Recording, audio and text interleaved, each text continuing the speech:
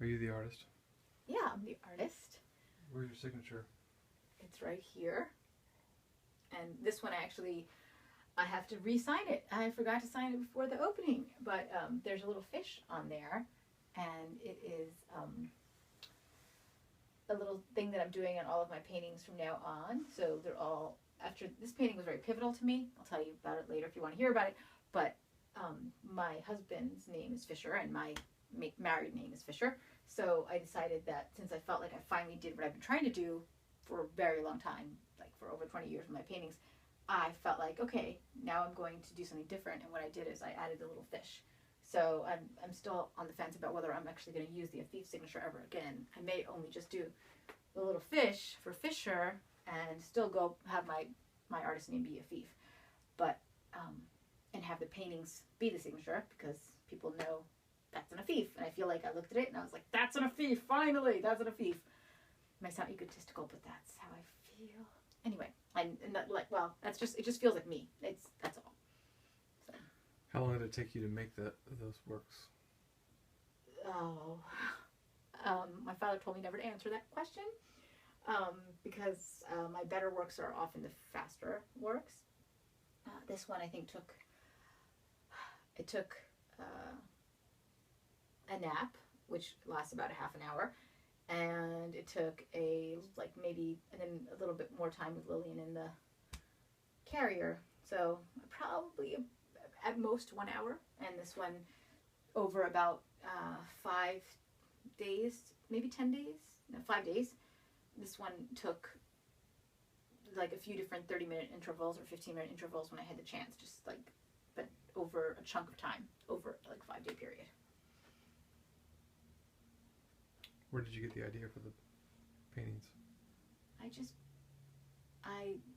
my husband got me flowers and I painted them. It's actually that simple. I paint from my everyday life, and I find it very important to have things like, I don't like the idea of buying flowers. I feel like if my husband buys me flowers, then I'll paint them, and like, so they have to kind of tell the story of my life. And that's, so right now it's one of the things that I've been painting is the flowers that my husband gives me. Are they for sale? They are for sale. How would I buy one of your pieces? I'll let you buy one of my pieces. Why do you make art? I make art because I have to, and I know everybody says that, but I do. It's the only area that's mine. It's the only thing that no one can touch. At the risk of offending my mother, there were lots of things in my life that I felt were kind of micromanaged. I hate the phrase micromanaged, but that's for lack of a better term. And painting was the one place that no one could touch. It was the one area where I could truly be myself. So, as cliched as that sounds, that's the truth. What do you hope people will feel or think when you look at your work? I hope that they will feel whatever I was feeling when I was painting it. I know that it's probably impossible, but I hope that they'll feel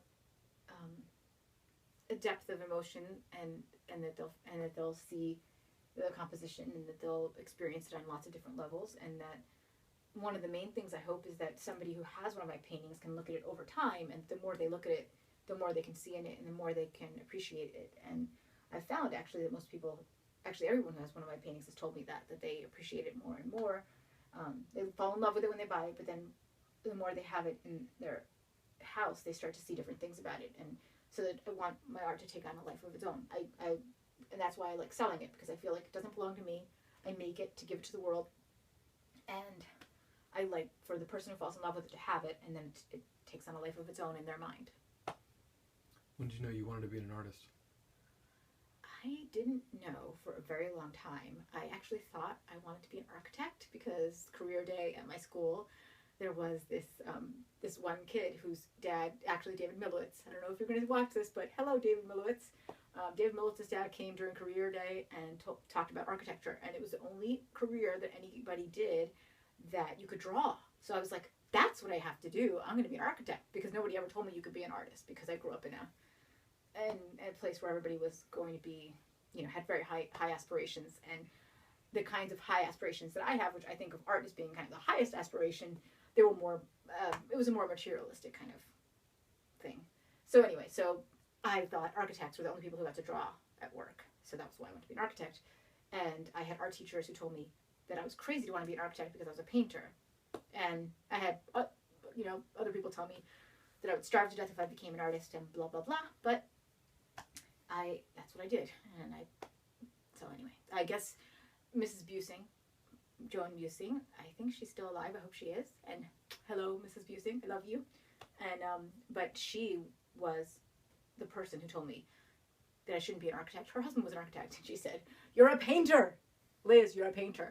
And so that was probably when I was in like 10th grade, maybe. So, sorry, long answer. Do you have fun making art? I do. I have a lot of fun making art.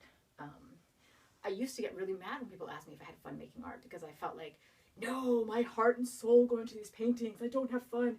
It's torture. You don't understand how hard it is. It's harder than your job. I know it is. But you know what?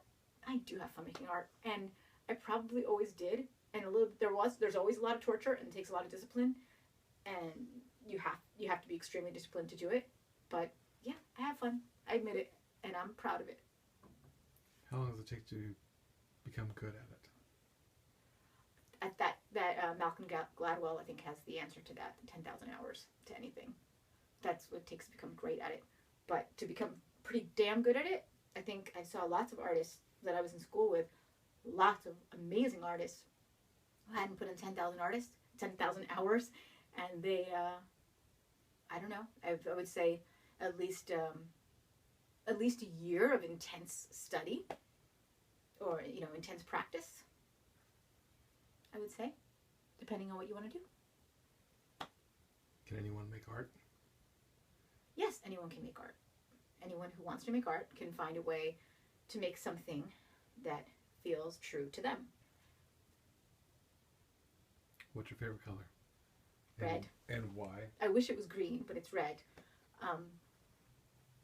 I don't know, but I know that the color, the perfect red is like somewhere between the color of blood and the color of Coca-Cola.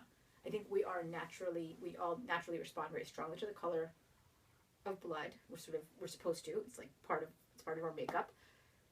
And I drank more Coca-Cola than I should have when I was a kid. Do you buy art by other artists? I do buy lots of art by other artists, and I believe it's a very important thing to do. I think karmically, and also it's the only thing you're an expert in. So most artists don't have a lot of money to invest, but if you buy art by artists that you believe are great, then you're actually investing in something, and you should trust yourself because you know who's good. And you're helping people. And not only that, you're living with something that's awesome. And basically our goal, my husband and I, we have just other people's art. We have a lot of his art too, which we don't want to let go of. And then he's also started to tell me I'm not allowed to sell certain paintings. So there's some of our stuff creeping in. But for the most part, we own other people's art, and we like it that way. Is art a luxury? I do not think art is a luxury. I think that art is a necessity, and I would like to make people understand it as at least a commodity. But that's a whole other long discussion. But I definitely believe that there are plenty of things that we can think of as necessities that aren't necessities. And art, in terms of how it helps people's lives, the difference between, I think prints are fine, but the difference between an original work of art and a print is amazing. And if someone just owns one piece of art, they never just buy one piece of art. They start to realize how valuable it is. And there's so many artists that are emerging artists. You can buy art for cheap. People think art's expensive. There are so many emerging artists. So you might as well buy art by somebody and get something for $200, $300 that's one of a kind. So anyway, so yeah, I'm rambling, and it's probably not really answering the question, which was, is art a luxury? And to me, it is a necessity. It is not a luxury. Don't worry about sounding conceited. You are the expert of your own work. What makes this work good? The intensity, the genuineness, the drawing behind it, the line quality, the way the paint is moved around, the composition, the color. Those are some things. How do you know when a piece is finished? I know, this is the thing that goes back to what I said before, because, and this is something that I've always felt, because it feels like an Afif. Like, it feels like this is what I'm supposed to be making. And I usually feel like it's almost there, and it has to do with the idea of truth and beauty, and it has to do with, I really do believe that your work has to express the truth, and it's not related to words, it's something different. And so when you feel that truth in it, and then you know it's done. And sometimes things feel like they're going to, I guess mainly is that I hope that they feel like there's nothing else that can be done. And mainly that I don't have the impulse to do anything to it. It's the simplest way to say it. I don't want to touch it. And I always want to, when something is off, I can't leave it alone. I have to keep working on it. And it's not about trying to get a polished thing. It's very easy to make something realistic or polished. And when I'm uninspired, I will do realistic, polished things because I don't know what else to do. But to do something that feels right and true, it's the point when I look at it and I go, there's nothing else that I'm going to do to this. I don't have the impulse to make another stroke. That's it. How do you feel when you finish a piece? I feel really good, actually. It feels amazing. Do you like it when people ask you questions about your art? I do like it when people ask me questions about my art. It's hard to answer questions honestly because there's a culture of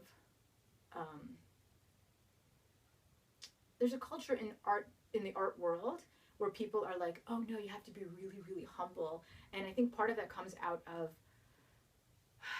the fact that art for a long time was part of patrons were paying for the art. And I think that's part of it. That may be overthinking it. But I think that there's a mentality of submissiveness or something, even though artists are outside of the social normal world in a way, and there's no one that they're actually kind of being supported by. There's something that they feel like they're not justified in saying something good, and it's like until your art sells at auction for a ton of money, or until you've had solo shows in great blue chip galleries, then you're not a great artist. And in the meantime, you have to act like you think you're shit. And then when you are showing in a blue chip gallery and when you are selling your art for tons of money, if you're lucky enough to have that ever happen, you're still supposed to act like you think your art is crap. And the baby is crying. And the last question, would you draw me naked? I would draw you naked, but that's only because you're my husband.